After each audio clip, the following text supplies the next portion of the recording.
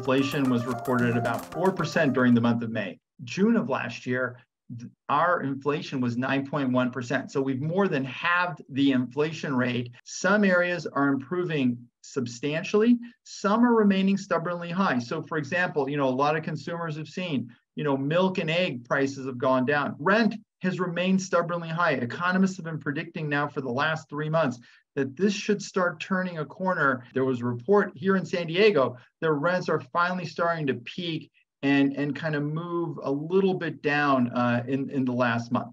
The other thing that is an important thing to note, and a lot of people don't look at this, but the producer price index, which was announced the following day, was up only 1.1% versus a year ago. That is below the inflation target set by the Fed. This is what producers are paying for their inputs to manufacture goods or to sell services.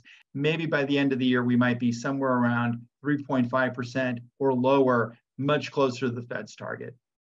The ports and the International Longshore and Warehouse Union agreed to a contract, and this is extraordinarily important for the West Coast in particular. The contract is 6 years. It impacts over 22,000 workers from San Diego all the way up to ports in Washington. It's an 8 to 10% increase in wages. And what's interesting is these port workers have been working without a contract since July of last year.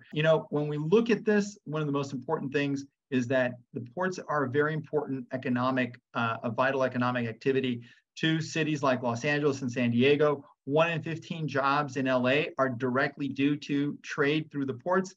In San Diego, it's 1 in 30 jobs, but it's $2.5 billion in economic activity that comes through the port, and it impacts about 2,000 jobs in and around San Diego. So it's very important. All these workers, they're going to take a couple of months to ratify the deals because it's 29 locals all the way up and down the coast.